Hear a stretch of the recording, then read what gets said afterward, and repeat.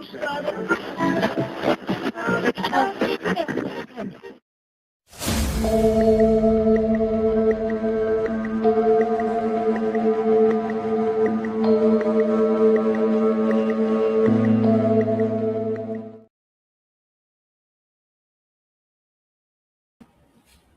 evening, everyone, and welcome to Mirror of the Spirit.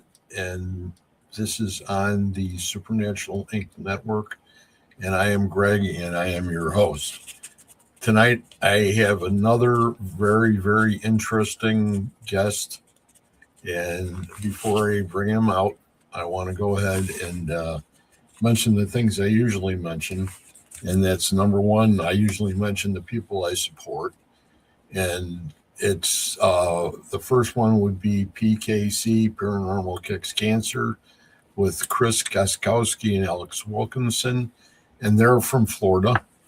And they do benefits for cancer research. They'll do fundraisers, they'll do the haunted houses, they'll do events, and all the money goes back into cancer research. That's number one. Number two is autographs, and that's with Tim Miley and his wife Lauren, and they do the same basic thing. But Tim was around, I think, quite a bit before PKC, in the respect that he's been doing it for quite some time, and he's from the area here in North, sort of in the central United States. And he goes all the way up into Michigan. His last one was in Houghton Lake last week, and did a great show up there. Had always has the best as far as the speakers are concerned, and he always has a great location. What's really, really interesting about Tim was the fact this all started, and the reason it's called Potographs is because of the fact that he had lost his dog, and it was him and his dog, and he lost his dog, and he was at the end of his rope. He didn't know what he was going to do, and he was already into the paranormal.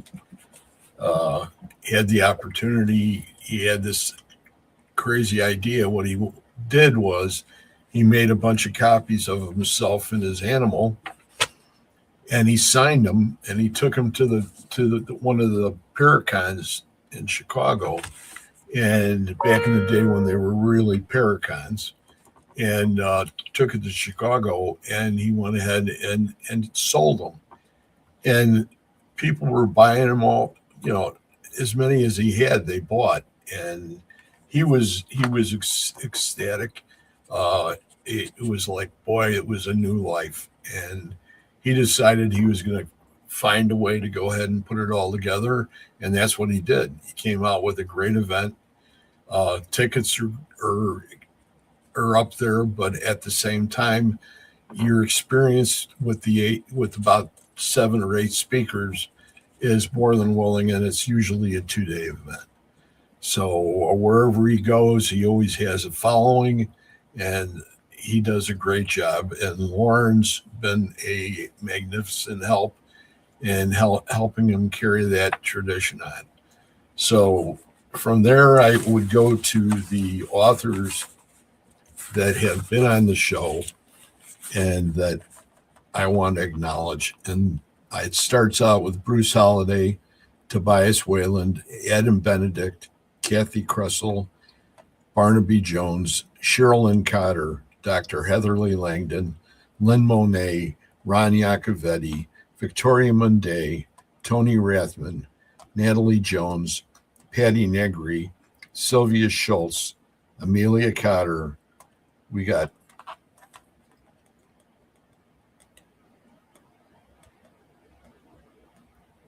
I can't even read that part. I gotta do something with my handwriting. David Sloan, Christina Bloom, D.A. Wysong, Joseph Mallet, Dr. Rebecca Foster. And I'm trying to go back to this one to see why I couldn't read it. And the reason is because it was Dr. Heather Lee Langdon again. So that's why. Okay, so that's that. Uh, we try to go ahead and put on a good show and have great people. And the gentleman that I have tonight is a man of many talents. He's been around the block a few times as far as the things that he does, and I think it's amazing. And I want to bring him on now. This is Jeremy Cotter. Hey, good evening, Craig. Good evening, Jeremy. It's a pleasure to have you here. It's really neat, and I'm glad I had the opportunity to have you on. You know, and it's my opportunity. And it's my pleasure to be here with you this evening. You know, it's a nice chilly evening up here in Massachusetts, so it's definitely spring hasn't quite sprung in its entirety yet, but it's getting there. We were up to like probably 67, almost 70 degrees today, so the garden went in. Yeah, we caught about 60 degrees, maybe like 62, but we haven't had any like real like spring days in a row, so to speak. So why don't you give people a little idea of where you came from and before you were into the paranormal? Okay, great. Yeah. So, like I said, I grew up in Massachusetts. I'm Massachusetts born and bred. I've been here for over 50 years. When I was younger, I got involved in professional wrestling. I was a lifelong fan since a young boy. And when I graduated high school, I didn't really know what I wanted to do with myself. So my father was like, "Oh, I think you're going to try out professional wrestling." I'm like, "I don't know about this. I love it." And I got taken to the legendary Killer Kowalski's school. I told you that a little bit earlier. And after the first class, I was like black and blue. I had rope burns up and down my arms. I'm like, what am I doing to myself? And my dad's like, "You going back?" I'm like, "Yep, we'll be back here in 2 days for the next class." And I was thankful that I was able to do professional wrestling for over 20 years in ring, and retired officially in 2013 from actual in-ring competition. Then from there, I helped out different promotions with character development for younger people, storylines, match development, stuff like that. From there, in the meantime, I had gotten involved in the world of the paranormal right around 2010, 2011 is when my wife and I went on our very first paranormal investigation. Um, and we've been in the paranormal now for 15 years or so. You know, I lose track of the years because I know it's 2026 at this point. It's unbelievable. And earlier this year, I decided to, with strong encouraging from numerous amazing people, I have jumped into the podcast game like yourself, and I've been doing it strong since mid January. It's been an amazing experience so far, and I'm just loving life, the best I can, So when did you really start with the wrestling? How old were you when you started that? Actually, in the ring, Yeah. or just 1990, late 91. So we're talking 18 years old, 17 years old, right around that time frame. Yeah, between seven. I had not turned quite 18 when I actually got in the actual training ring for the first time. And I trained 4 days a week, getting beat up by people who are much more experienced than me, just learning the ropes, so to speak, literally learning the ropes and learning the mat and learning the outside of the ring, and God only knows everything else. And then I had my very first match about a year later because I was a little bit later of a developer than some. And that's when I created my character, which was the outpatient, which was I played like a psychotic lunatic. I had like long hair and I darkened in my eyes. I used to wear torn up street clothes and had those crazy and wacky, and had the hard head thing where I would beat people over my head and stuff like that. It was a departure from who I really am versus, it's like you get a chance to dial up yourself to like 100, and you go out there and you go crazy and you get to interact with fans, and I loved it. And yeah, my very first matches were in like 1991, and I was able to wrestle in various promotions across the country, and just enjoy that part of things until my body decided it was time to hang it up. Well, Unfortunately. what was the best? What was the best location that you had for wrestling? The one that stuck out the most for you? Oh, Boston. Boston, your I got, hometown. in Worcester. I wrestled in numerous places in Worcester, Massachusetts. I wrestled in Tampa, Florida. I wrestled in multiple different states out towards the western part of the country.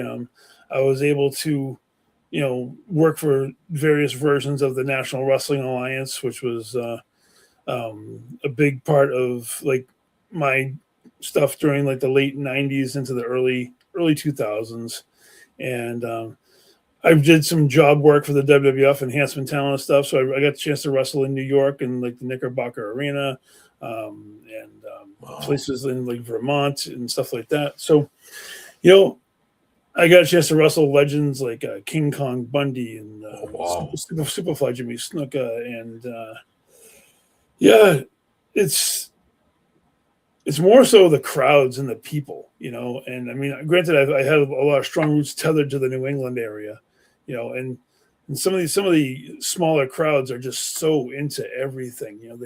They love every move. They love when you interact with them, whether you're a good guy or a bad guy, and they love like the psychology of the business, which I picked up after about 5 or 6 years of just going in and making sure they get all the moves and get the actual body of the product.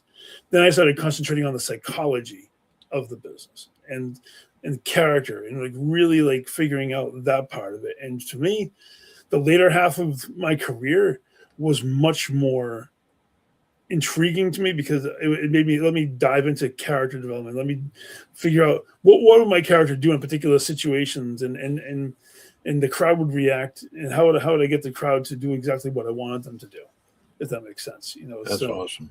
yeah. So, do you remember the first WrestleMania? Yes, I do. I was 12 years old. My dad took me to go see it on giant closed circuit televisions at the Worcester Centrum in Worcester, Massachusetts. Um, they had them set up where they dropped them down from the ceiling, and you could actually watch it on there because it was showing live in Madison Square Garden. You know, um, I was, like I said, I grew up in that era of wrestling. The '80s was my favorite decade of professional wrestling.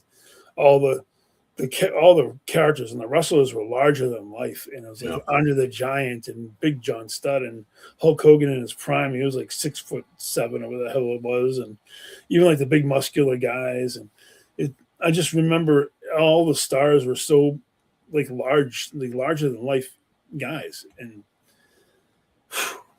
it blew me away. The original WrestleMania. Now they're on WrestleMania 42 or 3 this year. I think it was 42. It's like wow. It's amazing that it's still going stronger than ever. When they sold out, when they sold themselves to Vince McMahon, sold out to TKO Sports, and now they own like the UFC and WWE and bull riding or something like that. I don't know all of the The details. only reason I remember the year 1985 that Yeah. way was because that was the year the Bears won the championship. Oh, unfortunately, I remember that too. Yeah. I remember sitting on the couch in my grandfather's living room, with my Bury the Bears T-shirt on, watching it on the old screen TV. And about halftime, I went and I turned the shirt inside out because I couldn't handle how bad they were playing that day. You know what? God bless Jim McMahon and Refrigerator Perry and all those guys. The Super Bowl shuffle and all that other horse shit that goes along with it. Pardon my French, but it's definitely that's quite right. I never forget those moments. Yeah, that's my kids were really little. I mean, they were like 4 or 5, and they just loved it. They just loved that to death. That was better than the Super Bowl. Was WrestleMania. Yeah. Kids were crazy. So you went from there and you went on your spiritual journey, and you came to a conclusion. And when you did that, how did that affect your life? So as far as finding out that I was You're able to being a communicate with spirits, like being a becoming a clairvoyant. clairvoyant, and Yeah. So to bullet point it, basically, my very first paranormal investigation I went on, I was a skeptic. I used to make fun of the TV shows. I'll be honest with you, I was never really interested in it when it first started. My wife was huge on the show. She used to watch all of them, like Ghost Hunters and Paranormal State, and she wanted to go to an investigation. So we went to this place called the S.K. Pierce. It's a Victorian mansion in Western Massachusetts, and I was like, what are we doing this shit for? And then we were doing a walkthrough. I'll never forget this. We were doing a walkthrough of the property because usually, for guided investigations, the host would walk you around the place, show you different rooms, and do like a tour before you would actually investigate. And I can never stay with a group, so I ventured out on my own, and I went into a room that they called the nursery. It was basically, there was a crib in the room. There was a mirror hanging off the wall with like a string almost in the mirror. And I'll be honest with you, man, I saw this black shadow come out from the corner of the room. It blocked the window and the street light and everything. And it was there for about 5 seconds and then just disappeared. And me being involved in sports entertainment, I was looking for smoke machines, projectors. I was looking for somebody like pulling strings, trying to figure out what the heck I just saw, because I didn't want to believe it. And there was nothing there because this place was way before it was actually like renovated and everything like that. So it was literally just an old time mirror with the wire hanging off the wall at an angle. There were no smoke machines, anything. I'm like, okay. And I went back and told my wife what was going on, and she's like, really? I'm like, yeah. And then, we've done various locations, and I started getting these sensations, becoming like an empath, like actually like feeling the emotions of not only the fellow people there, but also feeling the energies of the spirits that were on locations with us. And it's just, everything just kept developing. Like I started seeing the actual like shadows, like they didn't start appearing as like detailed until I'd say a few years later. Cause at first I would see like shadows, like I could pick up like somebody on your left-hand side would be standing there, but it would be like almost like a massless like outline. I hate to say like a chalk outline, but there's like no definition. It's just like like a human being size, and I would see that, and then I started hearing the voices. I would hear like hello, or we'd be sitting there doing investigations, and I'd be hearing like whispers talking, and that's when I started realizing I didn't need equipment to communicate.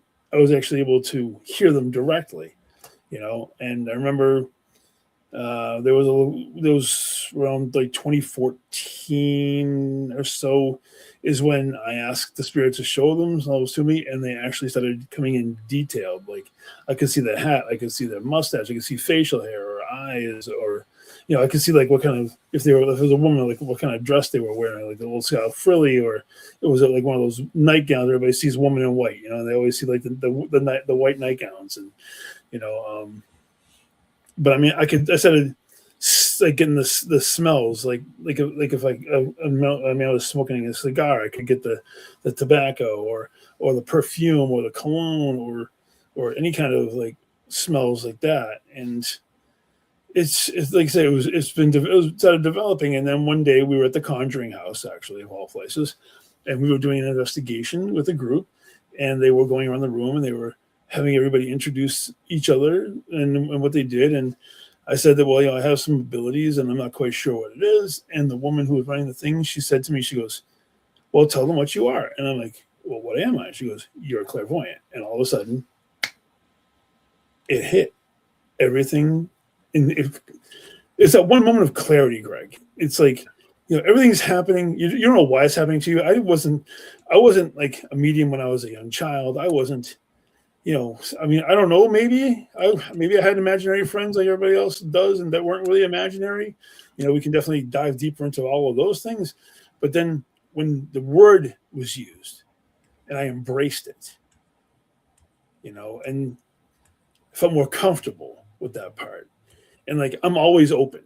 I don't shut down. I probably should shut down, but I always stay open because I enjoy communicating with spirits, and that's when I got rid of the paranormal investigator part. I call myself a paranormal communicator because I like to talk to the spirits, you know. And we know that most spirits, they don't know that they've passed. They still think that they're here, even though their physical body is no longer here. Their soul, their spirit is still here for one reason or another. So, you know, I consider myself a paranormal communicator, and I've been going by that moniker for several years now, just because I'm more in tune with communicating with spirits. Then I'm not investigating them. I mean, what am I doing? What am I holding them under a light? Like, what are you doing here? Why are you here? Do you know that you're dead? I hate questions like those. Those questions really bother me at times. So, you know, it's been an amazing journey, I will say. You know, it's like we're almost the same. You see, where you do it yourself, and all mine is ITC. So most of the stuff that I do, and even my show on Wednesday night, is instrumental transcommunication. So we deal with spirit boxes, and we go ahead and we do those, and we use the Estes method or the double Estes, and we have people all across the country. Oh wow! They come in and do sessions, Okay. and we'll do like 3 doubles. Last week we did 3 doubles at 30 minutes apiece. Wow. And it was another really, really interesting show. A lot of times you banter, a lot of times you actually respond to the person you're working with, Right. and you have no idea you're even doing it. Oh wow. I started doing that originally. I started doing that probably now, it was probably about nine years ago. Okay. And I started doing it. And when I first did it, it was like I had a couple situations that occurred where I was giving responses that were directly relating to the people. In other words, we had an event in the tavern. Yeah. And there was a bunch of people sitting in the tavern, and it was my time, and I did an Estes all by myself, and I just called out the words that I was picking up, and I got done doing it, and got done, and got up and walked over to the side, and this woman that worked at the bar, one of them, she came up to me. She says, "Boy," she says, "I don't know if you know or not, but you really affected 2 of the girls that work here." And I says, "How did I do that?" And she says, "Well," she says, "you mentioned 2 words that nobody else knew. One of them was their password. So when they got done drinking, Yeah. and they wanted to get up to leave, they had a word for that they would say to each other that would tell them that that's it." So they got up and got out before guys started throwing beers in front of them again. Oh dear God. And that kind of thing. And then the other one was the nickname to another lady's close friend who had just died like a year before. Yeah.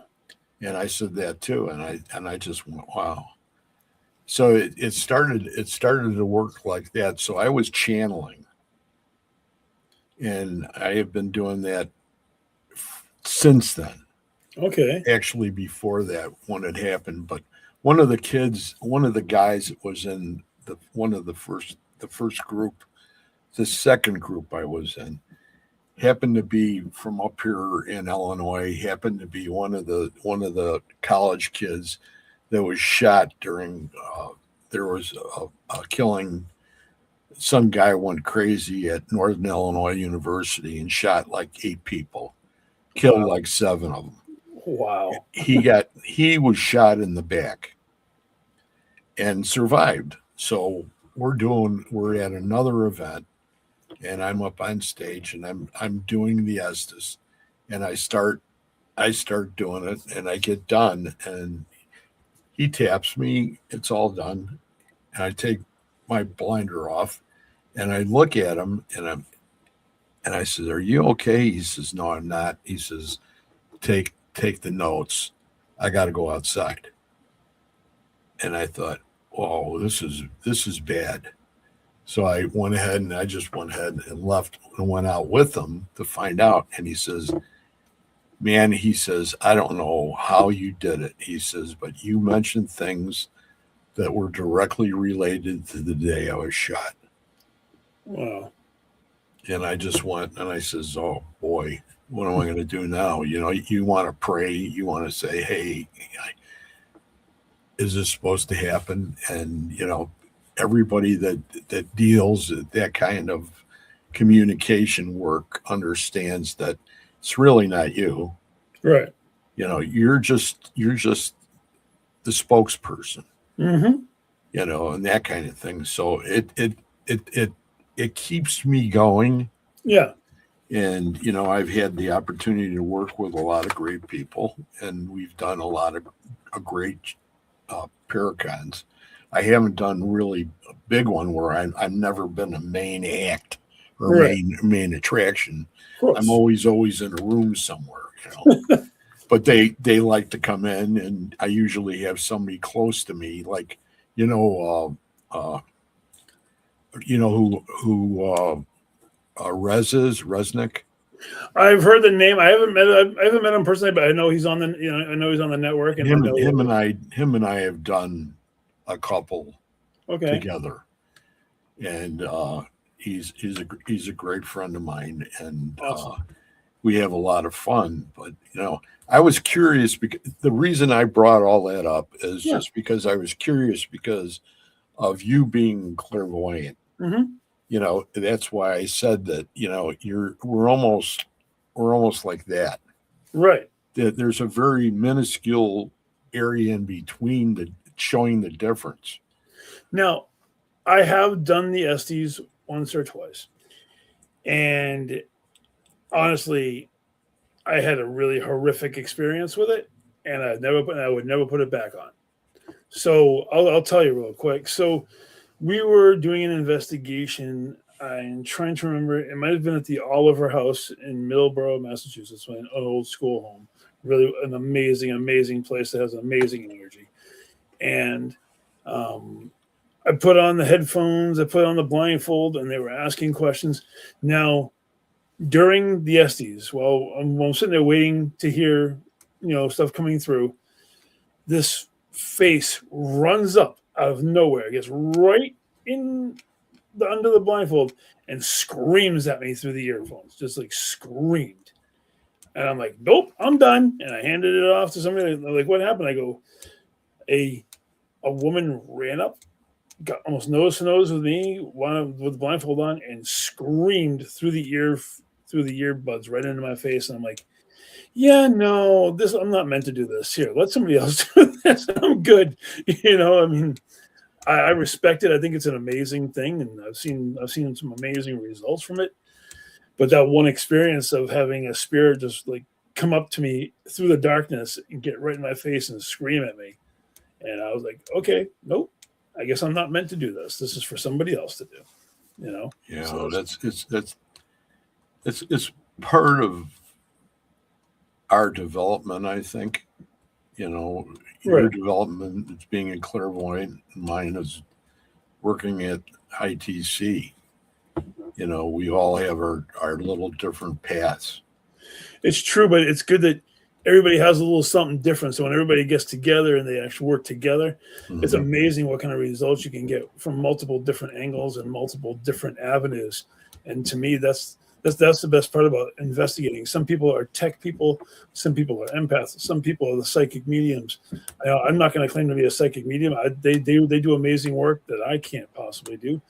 I've been very fortunate and been given a gift that I'm able to communicate without using equipment, and have had numerous times where the people who use equipment get the exact results that I do from just talking. So did you have a mentor when you started? Honestly, no. I've had people who, encouraging, but as far as like teaching me how to hone it or teaching me what to do with it, not directly. I've had people help me get rid of an attachment here or there that I got settled with. I mean, nothing really horrendous. I mean, there was one that definitely lashed onto my energy for a little bit, and she was kind of like an energy vampire, but it wasn't like mean or, but she was definitely weighed heavy on me. And a good friend of mine, Sam Baltrusas, he's an author. Okay. And, I know, we know. you know Sam. Sam and I are really good friends, and he helped me actually get rid of the attachment that I had on me. And being open all the time, you make yourself susceptible to possible, energy attacks from different entities and whatnot. So what do you think of Thomas Patrick Gromley? So he's really cool. I enjoy his podcast profile. I've seen bits and pieces of it when I'm actually able to, focus, because sometimes I mean, I'm on the go from 3:00 in the morning on because of working at the hospital and whatnot. But he seems cool. I haven't had a chance to actually like have in-depth conversation with him yet. And I'm hoping at some point that I'll actually be able to bring him on the show and have him as a guest. Just like one of these days, I'd like to have you on and be able to interview you on the show and Sure, get a chance to actually get to know the man. I know that he's done a lot of work with like the Shaman and the Showman and doing events like the Salem Con event.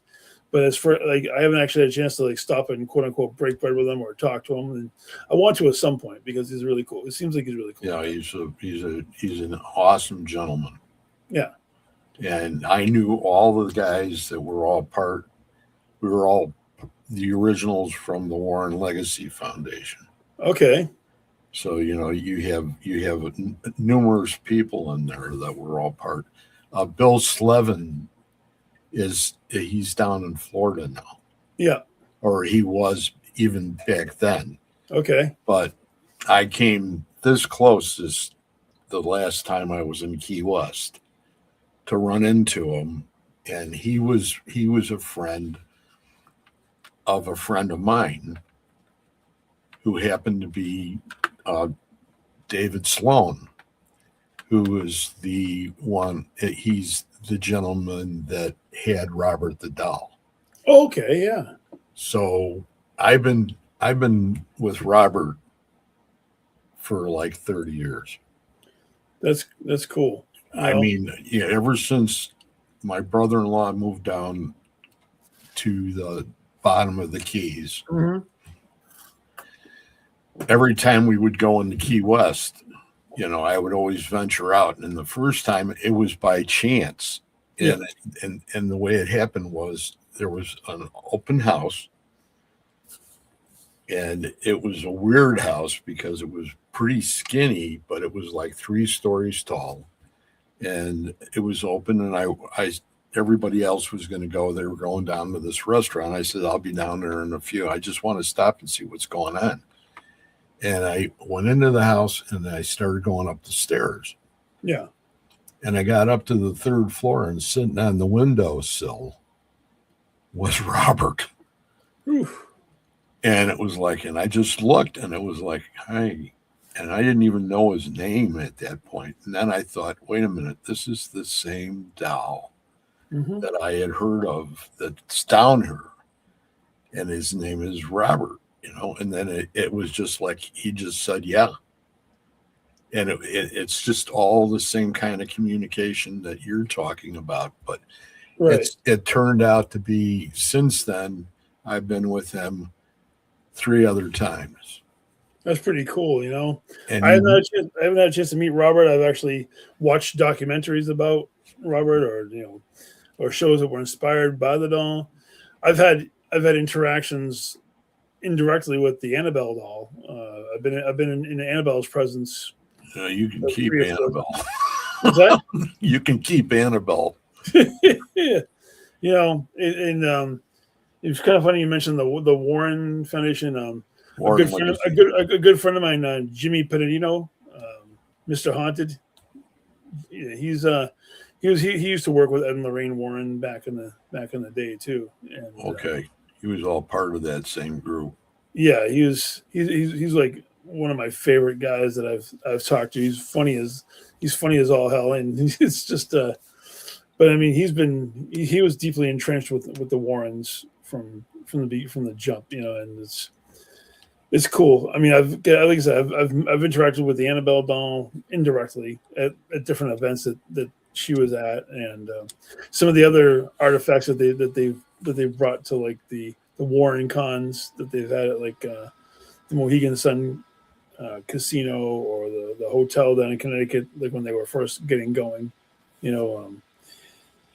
the Sandy Hook thing. I can't even remember what the Sandy Hook idol, I think they called it, like the big like twig looking thing that they found out in the woods. That thing creeps me.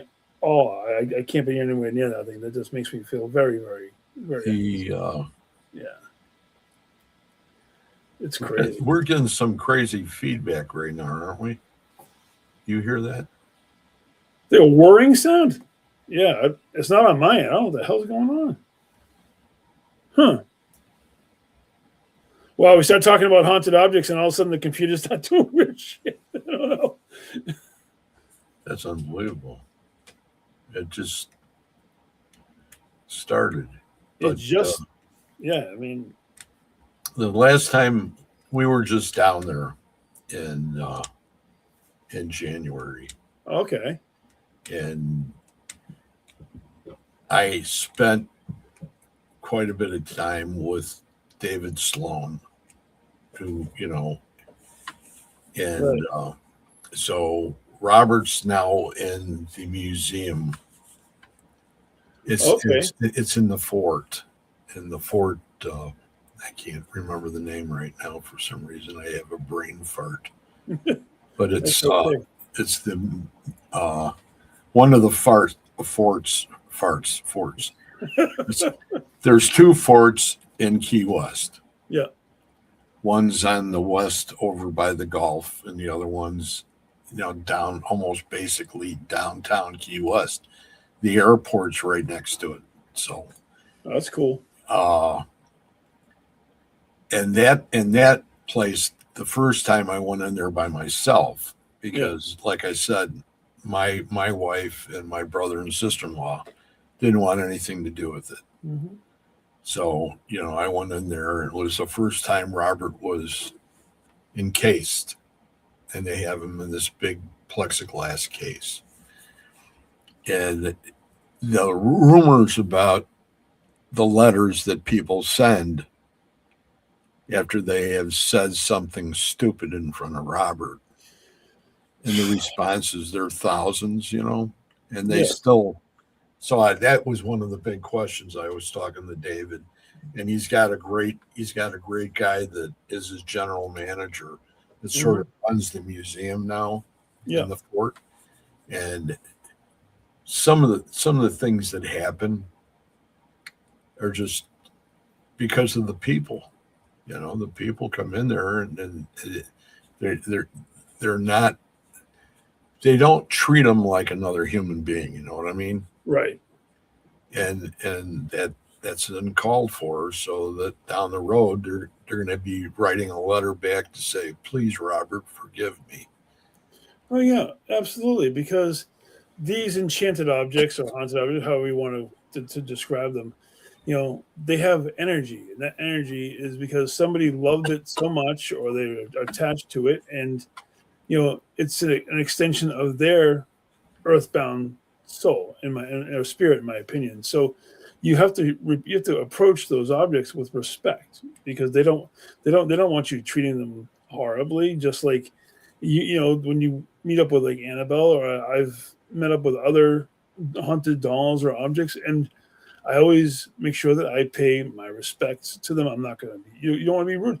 And it sounds strange, but if you're disrespectful to the object, then the energy that's attached to the object will make its presence known. And if it's an intelligent energy, then you might get what more than you bargained for, so to speak. So do you do a lot of investigations yourself? Recently, I hate to say that the pandemic had squashed it for a little while because God only knows when the world shut down. You know, I went on an investigation probably a few weeks ago at this place called the Emory Estate in Weymouth, Massachusetts. It's this big home, and it's definitely there's a lot of spirits there. I do want to do some more investigating. I do enjoy it, but lately I've been like hyper focused on building the Twisted Tales brand, and um, on Wednesdays, Nate Ailwell has his Paranormal Unveiled. I have my show, and Christina Bloom has her Paramystic in the morning, and we're all together. Part of the Wicked, I call it the Wicked Wednesdays thing. It was a concept that turned into an idea, and now like I put out a lineup posting every week of all three of us. So you know what? It helps to help co-promote. It was an idea to co-promote, get as many eyes on the project as possible, and try to build a brand. Because let's face it, these shows, I love podcasting. I didn't realize that I loved it as much as I do, but I dove into it head first. And although I do love investigating, I like to go to like places like Salem and get the energies. I don't even have to investigate, Greg, to be honest with you, because I interact with spirits all the time where I work at the hospital, like all the time. Oh, you got to. Okay, whether they're hanging around in the psych ward, or they're spirits that had passed in rooms in the critical care unit, or they're all the lasting energies of all the older folk that have passed away in the transitional care unit. And you can actually hear like when you're there by yourself, you can hear conversations going on in rooms, and there's nobody up there but you. You see spirits walking across the hallways from one room to another, and you know that there's nobody up there with you. And I mean, I've had experiences in the hospital on multiple areas, and it's like almost like I don't have to go out investigating, because I have like a daily investigation almost where I'm working, and you're always interacting with some sort of energy all the time. Especially if somebody just passed and you have like grieving family members around, and the energy level is way above board on all of those kind of things. And I've experienced things like I watched somebody's spirit come out of their body and go into the light above their head, and like an ascension. I saw that happen several times in the critical care unit, like in real time. And I've felt people's final pain going through my stomach and in my body parts, and it's so hard to put to words real time. Like, you're not setting up equipment. You're not going there to, I'm not there to try to get evidence. I'm there to work. I'm there to make my money. That's how I get the chance to do all these lovely things, is by going to the hospital and putting in the grind and delivering the food to the patients and doing all that kind of stuff. But I interact with spirits a lot there. And they react to you because of your positivity. Yeah, and I mean, they come to me. Yes, you've been doing it for a long time, and you've seen it. If you're in tune with the spiritual plane, and spirits around you can sense that, like, oh my God, he can talk to us. Let's go up and say hi, and they'll come running up. Hey, how you doing? It's like, or they'll wave at you or stuff like that, and you give you a nod, a head nod, something like along those lines. I'll share something with you real quick as far as that's concerned.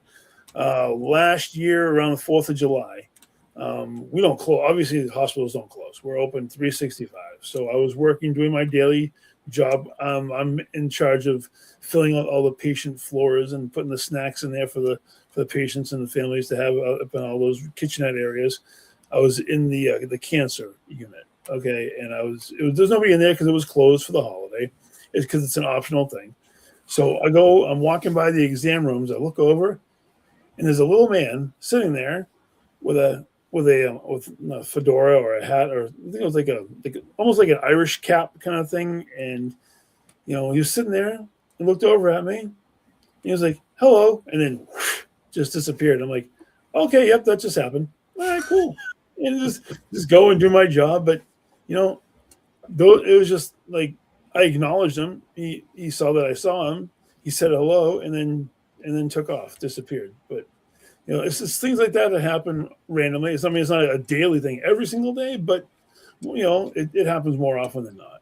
So and I love it. I love being in communication with the spirit realm.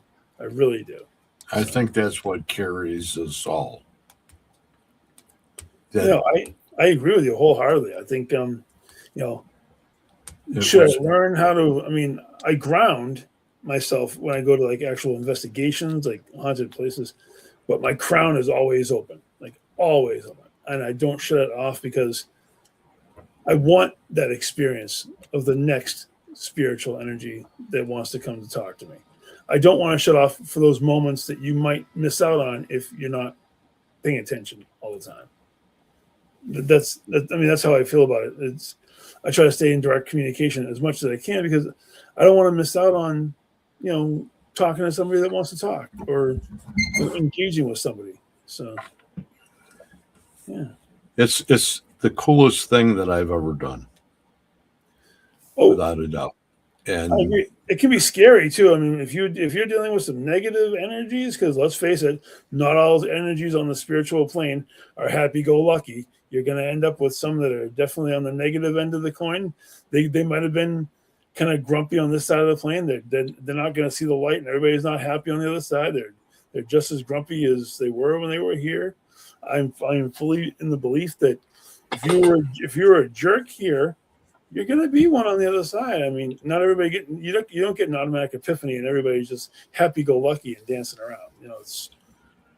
I've so definitely what are your plans, or what's your view for, say, the next year? What do you see yourself doing?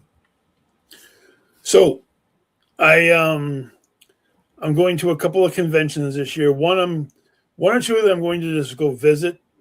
Some good friends of mine are speaking, but I'm actually going to be speaking in a panel of some sort at the Maine Paranormal Horror Convention in September. My good friends Jeff Whittam and Ashley Morrow, they run an event up in Augusta, Maine, and I'm definitely in support of that.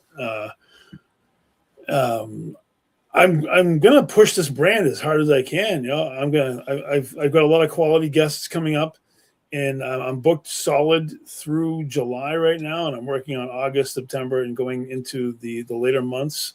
With Twisted Tales, really, it can go in any direction at once. I do a lot of paranormal, horror, anything from like I've done a Funko Pop thing with Raven Wolf.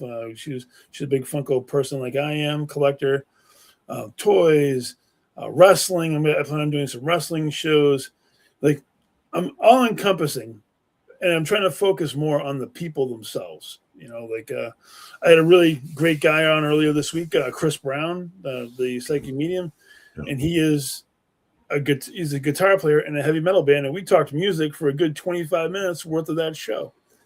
So Twisted Tales, I called it that because it can go in any direction it wants. They don't have to follow on any one particular path, and anybody can talk about whatever they want to, and that's the best part about the show. And I love doing this now, Greg. This is amazing, getting a chance to do something that I love, which is being on camera and talking to people.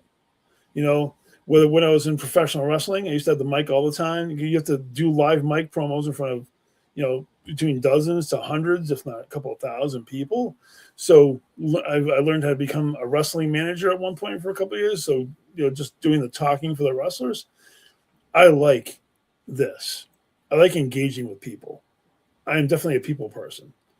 And I want to continue to build the brand. I'm working on putting together like merch, like doing like T-shirts and stickers and stuff like that. Building the brand, building the Wicked Wednesdays brand, helping develop with All Access Network and whoever else. I'm open to come on anybody's show at any time and talk about anything. Because I just love to engage with people. I don't have to just talk about paranormal. I've done stuff with wrestling. I've done stuff with men's mental health, people's mental health things, spirituality. I just love this whole thing, this whole genre of podcasting and stuff like that. So at the end of your wrestling career, yeah, Were there any things that happened to you around the ring as far as you being approached by spirit?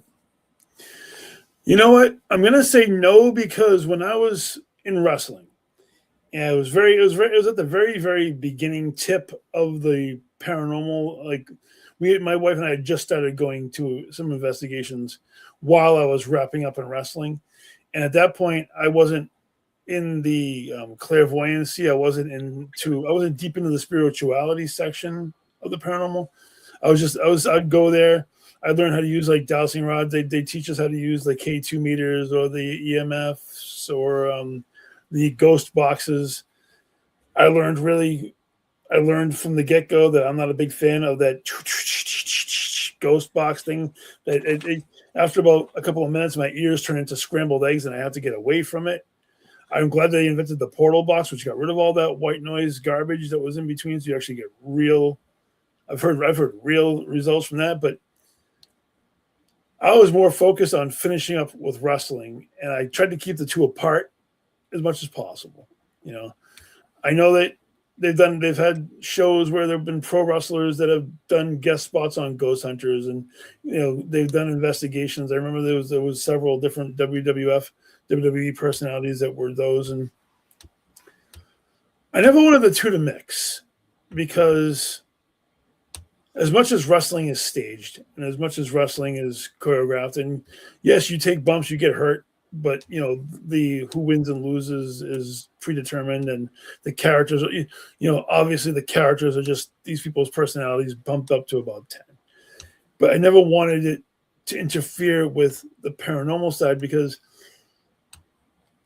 I strongly believe in all of the interactions that I've had have been legitimate, and that there were no outside influences being pumped through to enhance, so to speak. We all know that the TV shows have to have some enhancement because if it was just a bunch of people sitting in a room doing nothing for an hour, you're not going to draw ratings, and those shows wouldn't last more than 6 episodes. We know this. That's why you have to have a week's worth of investigating crammed down to 42 minutes plus commercials.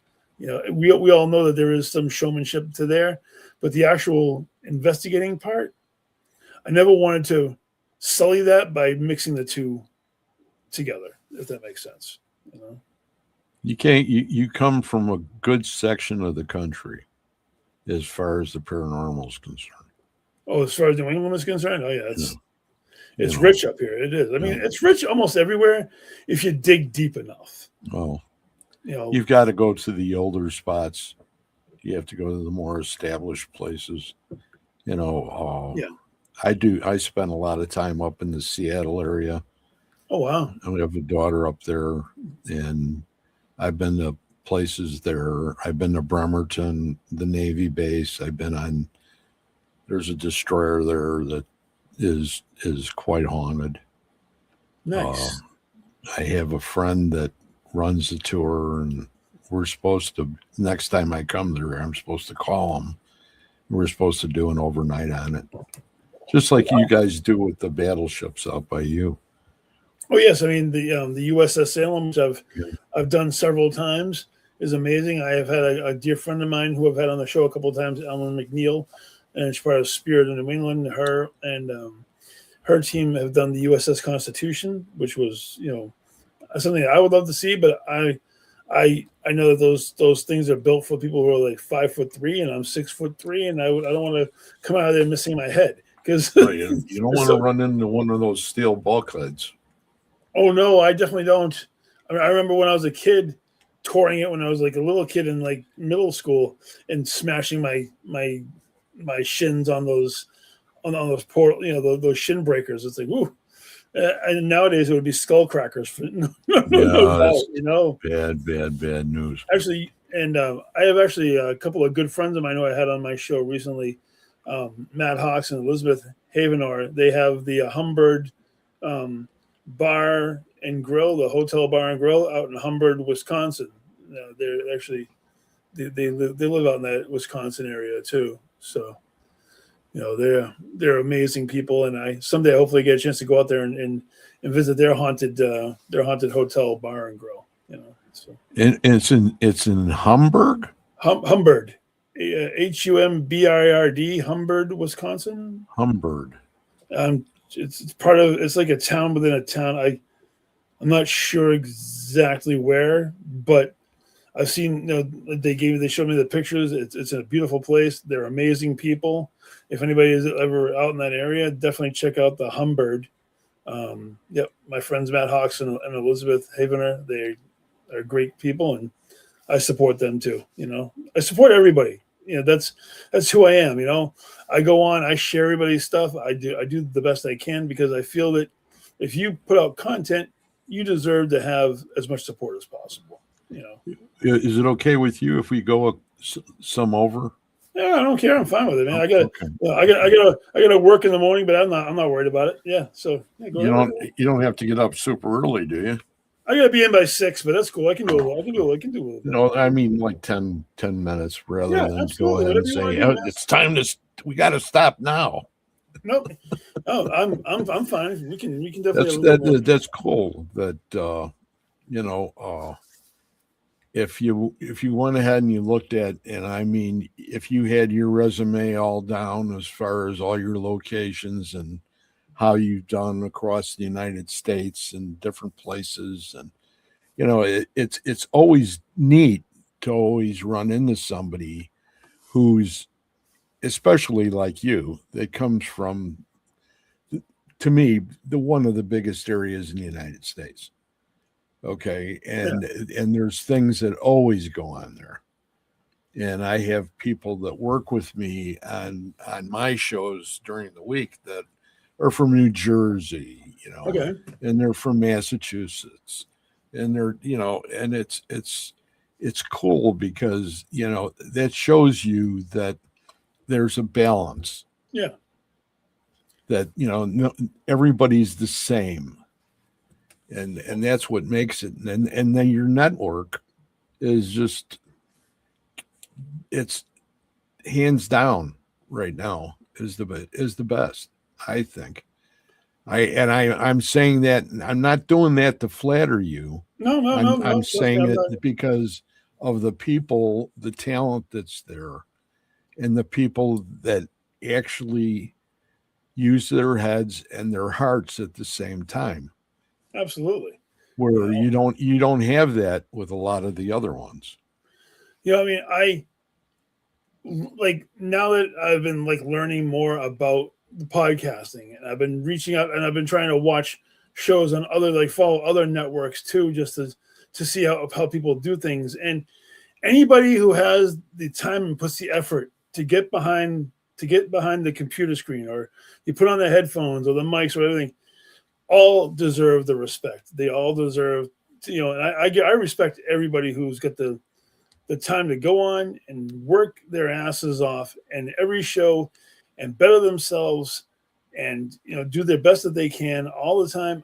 I'm 100% behind everybody like that. I really, really am, because it's the only way to grow, and develop. And yeah, these guys are an amazing group that, pulled me into it. And, I plan on staying here for as long as they'll have me, because I just enjoy doing this content. I enjoy bringing Twisted Tales every week to people. I really do. And these guys are based out of like South Carolina. Gwen John's our producer. She's out of South Carolina. Luciana Terry Brown, she's the CEO of the network, and she's out of South Carolina. So, I mean, they're all in the southern part. A bunch of creators like myself and Nate and the Radicals, we're all up in the New England area. So it's definitely outstretched. Christina, she's out in the Wisconsin area, and Minocqua. I didn't even know that name. That's impressive. But you know what? That's her home. I actually got to meet her in person in Salem a few weeks ago. She came out. She was traveling across country, and she and Raven and myself and my wife and Kristen's companion, we all got together and had breakfast, and it was a great opportunity to actually get a chance to meet a fellow content creator in the network on our Twisted Tales Wicked Wednesdays show. And And to me, it's just so cool. Christina's an amazing lady. She really is. She and I talked about, the metaphysical and the spiritual plane and all sorts of things like that. I was on her show recently, a few weeks ago, and it was an amazing experience to have to be on her show. And just like it's an amazing opportunity to come on and talk to you. And I've seen what you've been working on. You've done amazing work through your time too. So it's really cool to be part of this platform now, and being able to provide content for people. And I just want to keep developing and getting better as time goes on. And the best part, I'm very fortunate that I am comfortable behind a mic, and I have no problem talking to people. So you seem to be very comfortable.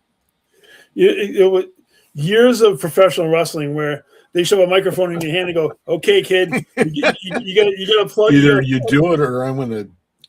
Oh yeah, delete the microphone. Either practicing or doing promo spots on camera behind the scenes, promoting the next shows, or get out to the ring, grab the microphone, cut a promo on your opponent, and do it now. And you got to go out there and not only just do it as yourself, you have to do it in character. You have to make sure that you get your character over, because if you walk out there looking like crazy and you just talk normally, you've destroyed the image. You've destroyed the magic of the moment. I got a quick question. Excuse me for butting in like that, but absolutely. The Mickey Rourke, the wrestler.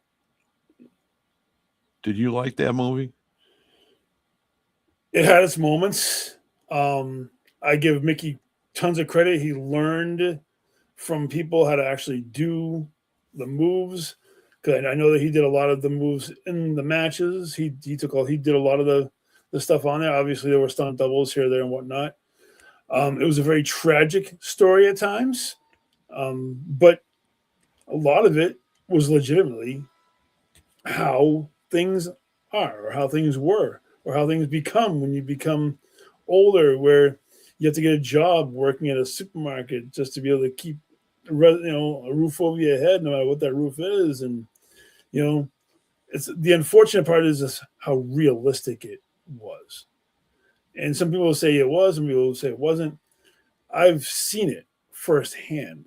I've seen how former greats become later on down the line for the most part, and it really painted almost a semi-accurate picture. And then it hurt to watch it at times, because it's like, oh my God, this just resonates so much. I think everybody that was a fan of wrestling,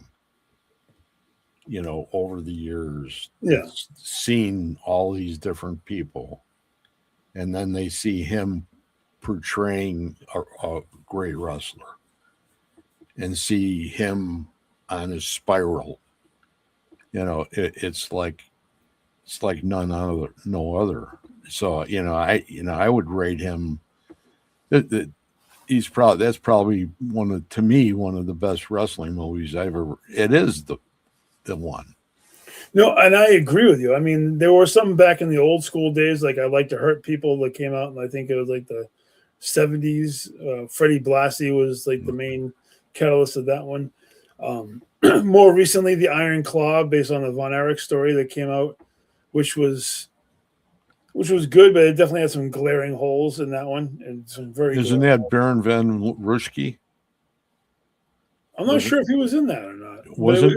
Isn't he the one that had the claw? No, the Iron Claw was Fritz Von Erich. Okay. And okay. And all the Von Erich boys used to use it. So the movie The Iron Claw was based off of the Von Erich family and the tragedy that was the Von Erich family. Okay, because of the brothers, right? Yes. And the fact that there were 6 of them and there's only one left. Kevin's the only one that's left.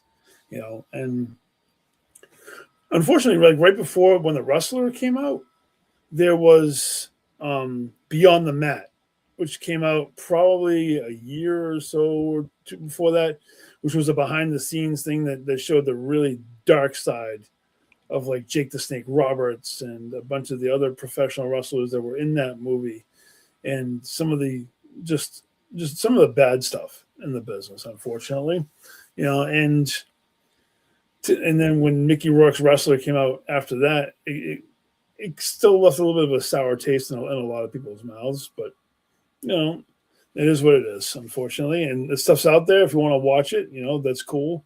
I watched the movies, and it is what it is. I still have a love for the business, the wrestling business.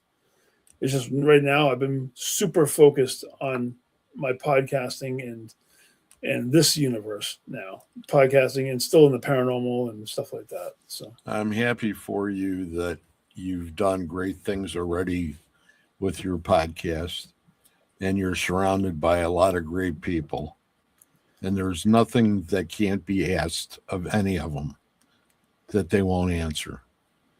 Oh, I agree with you. They are a tremendous group. And that's the thing that'll carry you.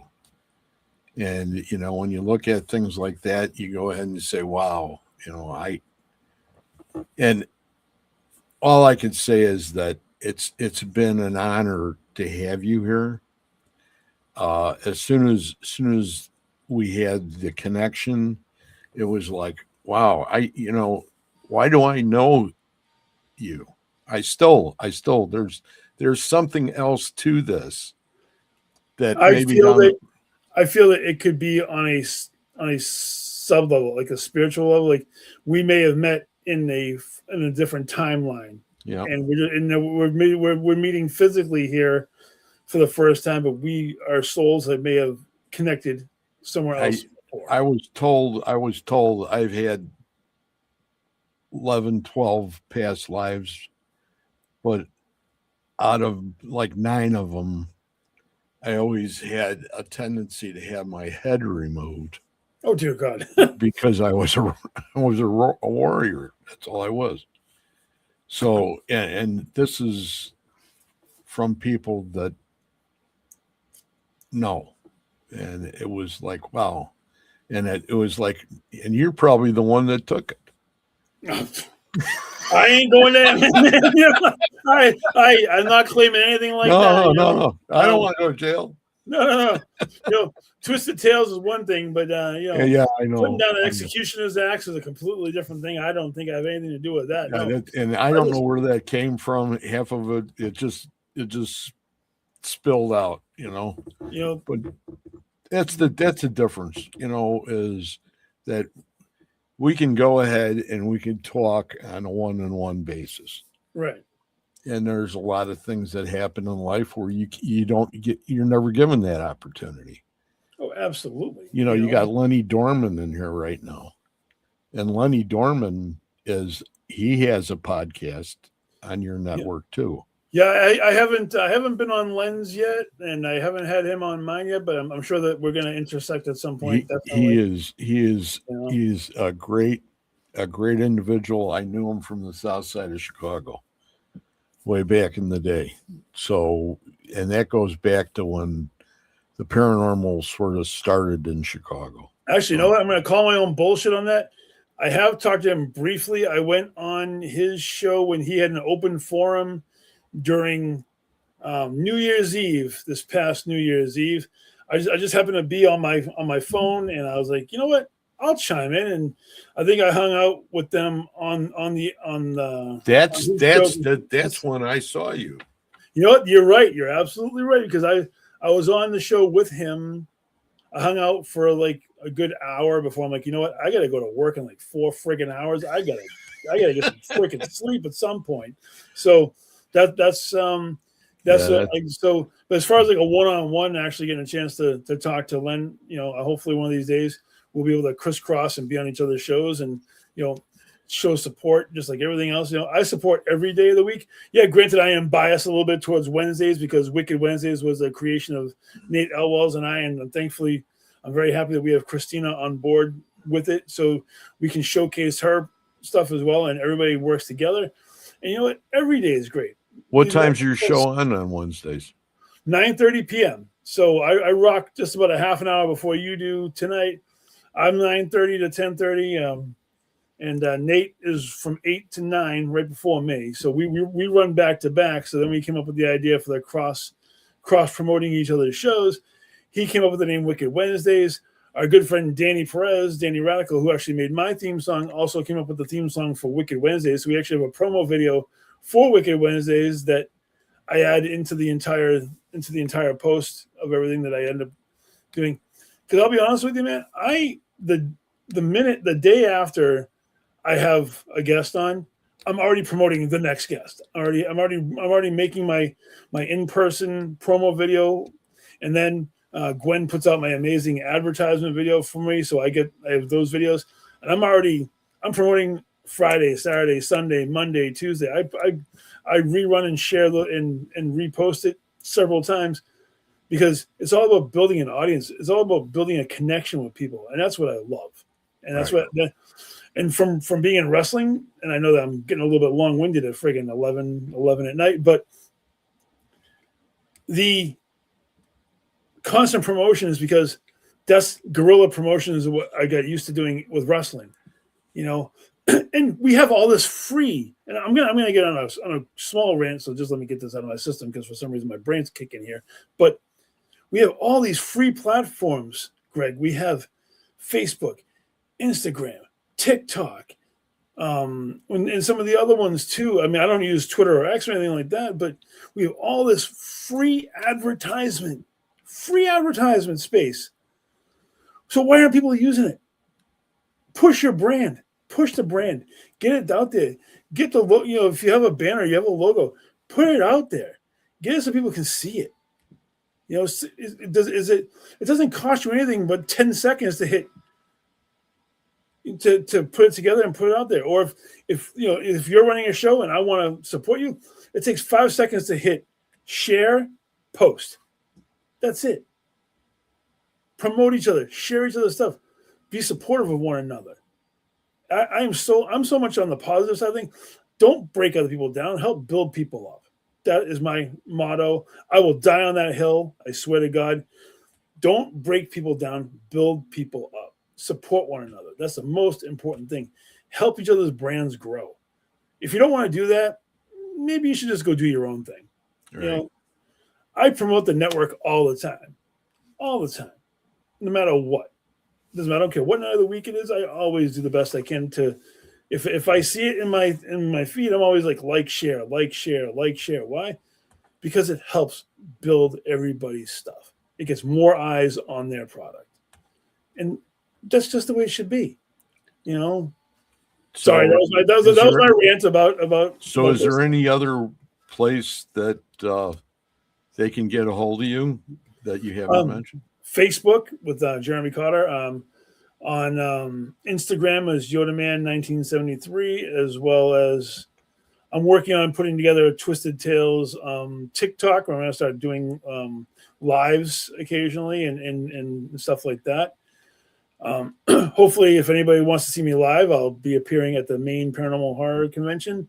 I'll also be in Nashua, New Hampshire on August 1st, supporting my friend Nathaniel Ailwall as he's speaking, but I'll definitely be there too. So, and hopefully I get a chance to run into it. And if I run into you, that'd be fantastic. Please come on up, talk to me. I talk to everybody. I'm all about positivity and positive energy. So, Jeremy, it's been fantastic having you on. Thank you very much. Thank you, Greg. It's been my pleasure. Me too. That's for sure. So I have a good evening, and we'll see you later. If you want to hang around for a minute, I'm just going to shut her down. Sounds great. Thank you. Okay. Thank you. Okay, everybody, that's going to be it for the evening. I will go ahead and get a hold of you. See you guys next Wednesday at 9 p.m. Central for another episode of One Spirit Connect.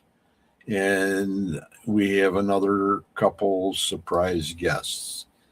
So tune in then. And without further ado, have a great weekend and stay safe. Bye-bye.